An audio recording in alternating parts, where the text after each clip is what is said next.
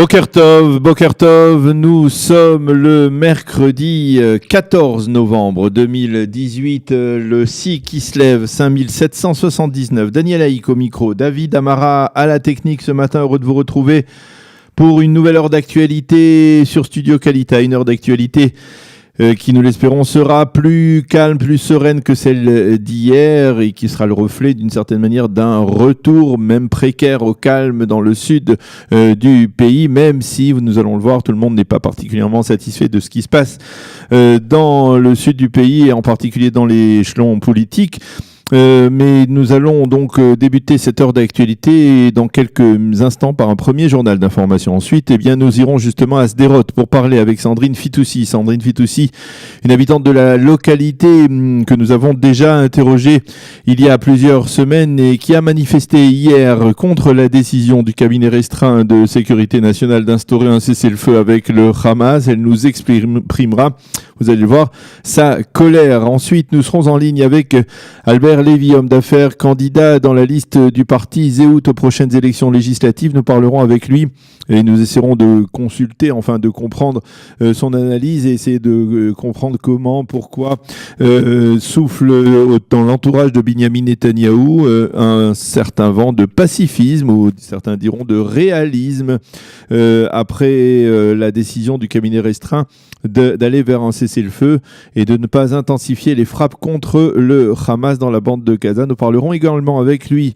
des résultats du second tour des élections municipales, avec en particulier la victoire, vous le savez probablement, de Moshe Léon à Jérusalem. Moshe Léon qui est le nouveau maire de la capitale. Il a été élu durant la nuit avec un très léger écart face à son challenger et Ofer Berkovitch, 51,54% des voix en faveur de Moshe Léon contre 48,46% pour Ofer Berkovitch, et cela encore avant les décomptes des voix des soldats. Nous reviendrons bien entendu sur ces résultats dans quelques instants. Et ensuite, vers 8h40, je vous présenterai la revue de la presse israélienne avec ce matin encore de nombreux commentaires sur la situation sécuritaire. Et enfin, vers 8h50, peut-être un petit peu avant, comme chaque mercredi, nous recevrons le docteur Daniel Guggenheim pour sa chronique économique qui sera consacrée également en partie aux répercussions économiques de la crise dans le sud du pays.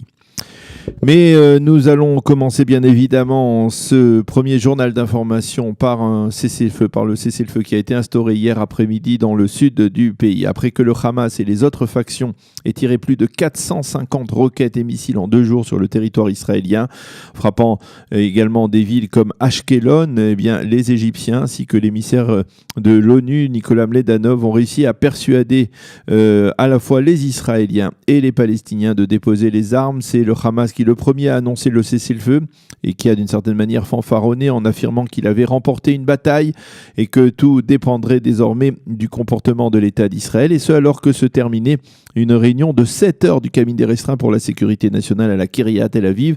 Et à l'issue de cette réunion, on a d'abord pensé que le cabinet restreint avait mandaté Tsahal pour poursuivre les opérations militaires, mais derrière cette formule, on va dire plutôt floue, se cachait en fait une acceptation de ce cessez-le-feu par l'État d'Israël.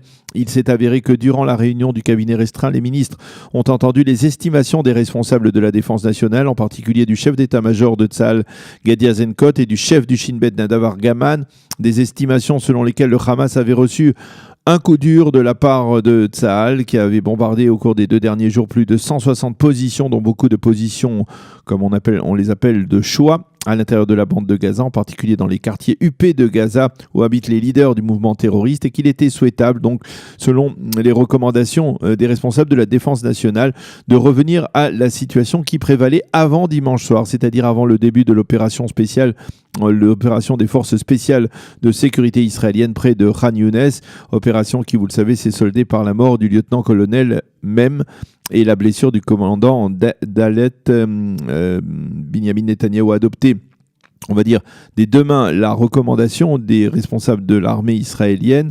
Apparemment, certains ministres se sont montrés nettement plus réticents, comme les leaders des 2 formations de l'aile droite du gouvernement, le ministre de la Défense Avigdor Lieberman, qui est le leader d'Israël Beiteinu, et le leader du foyer juif et ministre de l'Éducation, Naftali Bennett.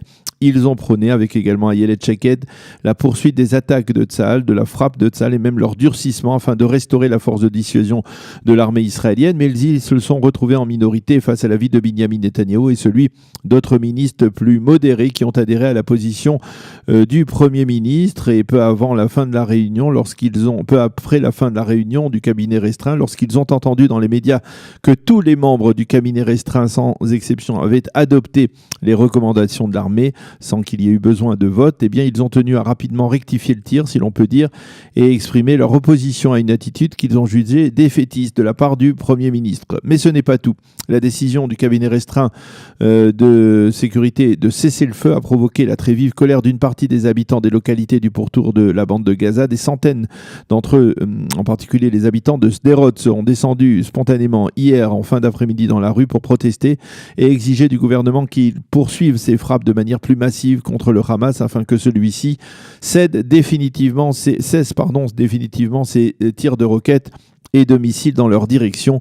Nous sommes prêts à rester dans les chambres blindées le temps qu'il faudra pour mettre fin à ce calvaire qui se poursuit depuis 8 mois, ont déclaré ces habitants, et nous aurons probablement l'écho de cette manifestation dans quelques instants avec Sandrine Fitoussi au téléphone.